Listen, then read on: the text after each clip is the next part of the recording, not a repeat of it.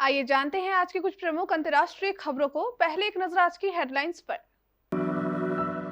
Narendra Modi cabinet में फेरबदल की सुगबुगाहट, जेडीयू और सिंधी गुट को मिल सकती है जगह। बारामूला में आतंकियों के साथ मुठभेड़, एक दहशतगर्द मार गिराया।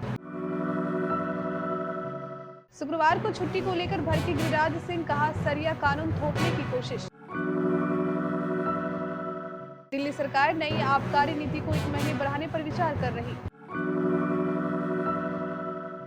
ममता कैबिनेट में हो सकता है बड़ा फेरबदल, टीएमसी संगठन में भी बदलाव की तैयारी। एससीओ में जयशंकर के पाले पड़े नौसिखिए बिलावल, भारतीय विदेश मंत्री ने जमकर धोया। अमेरिका के राष्ट्रपति जो बाइडेन फिर हुए कोरोना पॉजिटिव, इसी हफ्ते वायरस को दी थी मात। अगर एक शेयर पर 1000 रुपया मुनाफा कमाना चाहते हैं तो इस स्टॉक पर लगा ले दांव। 3 दिन में सैकड़ों निवेशक हो चुके हैं अमीर। पुष्पा 2 से सामने आया अल्लू अर्जुन का धांसू लुक, हाथ में सिगार, आंखों पर चश्मा, स्टाइलिस्ट हेयर स्टाइल देख फैंस बोले स्टाइल है बॉस।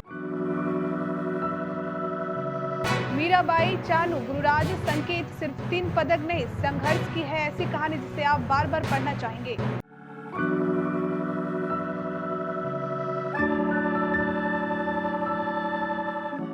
भाजपा नेतृत्व द्वारा मिशन 2024 की रणनीति के तहत संगठन स्तर पर किए जा रहे तमाम बदलावों के बीच केंद्रीय मंत्रिपरिषद में फेरबदल व विस्तार की सुगबुगाहट भी है। संसद के मानसून सत्र के बाद इसकी संभावना जताई जा रही है। विस्तार में जद व शिवसेना के बागी गुट को जगह मिल सकती है। सरकार में अभी सहयोगी दलों से कुछ ही कैबिनेट मंत्री हैं। फेरबदल होता है तो इसकी संख्या बढ़ सकती है। बीते दिनों राज्यसभा कार्यकाल पूरा होने और फिर से चुनकर न आने से जदयू की आरसीपी सिंह व भाजपा के मुख्तार अब्बास नकवी ने इस्तीफा दे दिया था। यह दोनों पद अभी रिक्त हैं। इनमें इस्पात मंत्रालय ज्योतिरादित्य सिंधिया व अल्पसंख्यक मामलों का मंत्रालय स्मृति ईरानी को दे दिया गया है। जम्मू कश्मीर के बारामूला जिले में शनिवार को आतंकवादियों और सुरक्षा बलों के बीच मुठभेड़ शुरू हो गई। एनकाउंटर में एक आतंकवादी मारा गया जबकि 2 सुरक्षाकर्मी घायल हो गए। पुलिस ने यह जानकारी दी। एक पुलिस अधिकारी ने बताया कि जिले के करेरी इलाके के वानी गांव बाला में आतंकवादियों की मौजूदगी की सूचना मिली थी, जिसके बाद सुरक्षा बलों ने घेराबंदी की और तलाशी अभियान शुरू किया। उन्होंने कहा कि तलाशी अभियान के दौरान आतंकवादियों ने सुरक्षा बलों पर गोलीबारी शुरू कर दी। इसमें एक आतंकी मारा गया है। मौके पर घेराबंदी की जा रही है। बिहार के कई सरकारी स्कूलों में रविवार की जगह शुक्रवार को साप्ताहिक छुट्टी दिए जाने को लेकर केंद्रीय मंत्री गिरिराज सिंह ने विवादित बयान दिया है। गिरिराज सिंह ने बिहार के सरकारी उर्दू स्कूलों में शुक्रवार को साप्ताहिक छुट्टी को सरिया कानून थोपने की कोशिश करार दिया है। बेगूसराय से सांसद गिरिराज सिंह ने कहा, शुक्रवार को स्कूलों में छुट्टी देना सरिया कानून को लागू करने का प्रयास है।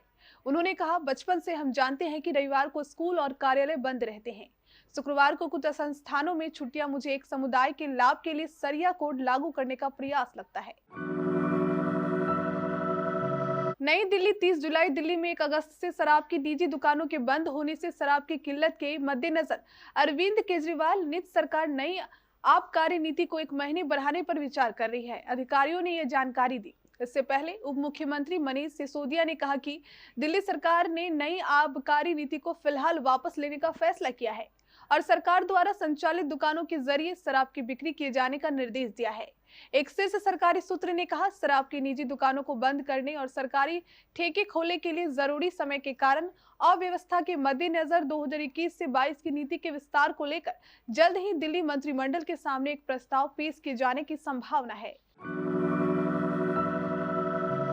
स्कूल भर्ती घोटाला मामले में तृणमूल कांग्रेस के निलंबित वरिष्ठ नेता पार्थ चटर्जी की गिरफ्तारी के बाद पार्टी अपने संगठन में आमूलचूल बदलाव के साथ ही कैबिनेट में भी व्यापक फेरबदल करने की तैयारी में है। सूत्रों ने कहा कि फेरबदल का उद्देश्य स्कूल भर्ती घोटाले की जांच से प्रभावित हुई पार्टी की छवि को बदलना भी होगा।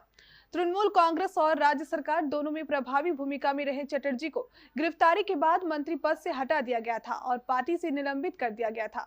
ईडी ने मामले में पिछले सप्ताह चटर्जी और उनकी करीबी सहयोगी अर्पिता मुखर्जी को गिरफ्तार किया था। अर्पिता के फ्लैट से करीब 50 करोड़ रुपए की नकदी बरामद हुई है।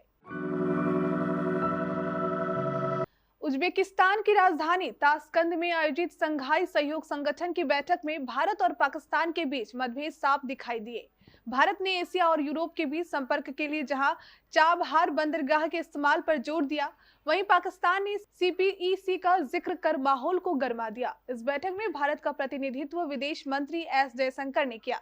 वहीं पाकिस्तान की तरफ से नए नवेले विदेश मंत्री बिलावल भुट्टो जरदारी ने हिस्सा लिया। भारत ने ईरान के चाबहार बंदरगाह को विकसित किया है, जबकि CPEC चीन और पाकिस्तान के बीच एक महत्वाकांक्षी संपर्क परियोजना है। अमेरिका के राष्ट्रपति जो बाइडेन एक बार फिर कोरोना पॉजिटिव हो गए हैं। व्हाइट हाउस के फिजिशियन डॉक्टर केविन ओ कॉर्नर ने इसकी पुष्टि की। जारी बयान में यह भी कहा गया है कि उनमें वायरस के कोई लक्षण नहीं है और वह ठीक महसूस कर रहे हैं। डॉक्टर के अनुसार यह रिबाउंड का केस है, वो जो काफी कम देखा गया है। अब बाइडेन कम से कम 5 दिनों तक आइसोलेशन में रहेंगे। 4 दिन पहले ही जो बाइडेन ने कोरोना को मात दी है। बुधवार को की गई जांच में उनकी रिपोर्ट नेगेटिव आई थी।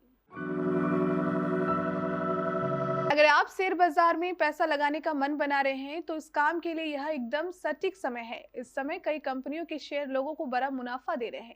बजाज फाइनेंस का शेयर भी उनमें से एक है जो लोगों को लगातार मालामाल कर रहे हैं। इस कंपनी के एक शेयर पर इन दिनों 1000 रुपए तक का मुनाफा मिल रहा है। पिछले 3 दिनों में इस कंपनी के शेयर ऊंचाई पर है और कई शेयर धारकों को कम समय में ही अमीर बना चुके हैं। शेयर मार्केट पर नजर रखने वाले फाइनेंस एक्सपर्टों के मुताबिक चालू वित्त वर्ष की पहली तिमाही में बजाज फाइनेंस को जबरदस्त मुनाफा हुआ है, जिससे उसके शेयर आसमान पर चढ़ गए हैं। पिछले 3 दिनों में उनके शेयर की कीमतों में करीब 1000 रुपए की बढ़ोतरी हुई है। BSE में शुक्रवार शाम को बजाज फाइनेंस के शेयर 1.83% की तेजी के साथ चढ़ गए। बीते साल पुष्पा से बड़ा धमाका करने वाले अल्लू अर्जुन अब पुष्पा 2 को लेकर काफी चर्चा में है। बेसब्री से फैंस इस फिल्म के इंतजार में हैं। वहीं अब इस बेसब्री को बढ़ाने का काम कर दिया है अल्लू अर्जुन की लेटेस्ट इंस्टाग्राम पोस्ट ने, जिसे देखकर लग रहा है कि ये शायद उनकी आने वाली फिल्म पुष्पा 2 में उनके किरदार का लुक है।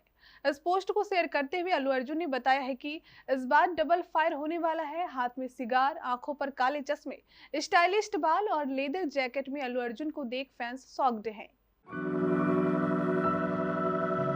कॉमनवेल्थ गेम्स के दूसरे दिन मेडल टैली में भारत का खाता खुला। पहला मेडल संकेत महादेव सरगर ने वेटलिफ्टिंग के 55 किलोग्राम कैटेगरी में दिलाया। उन्होंने 248 किलो का वजन उठाया। वह 1 किलो के अंतर से गोल्ड मेडल चूक गए।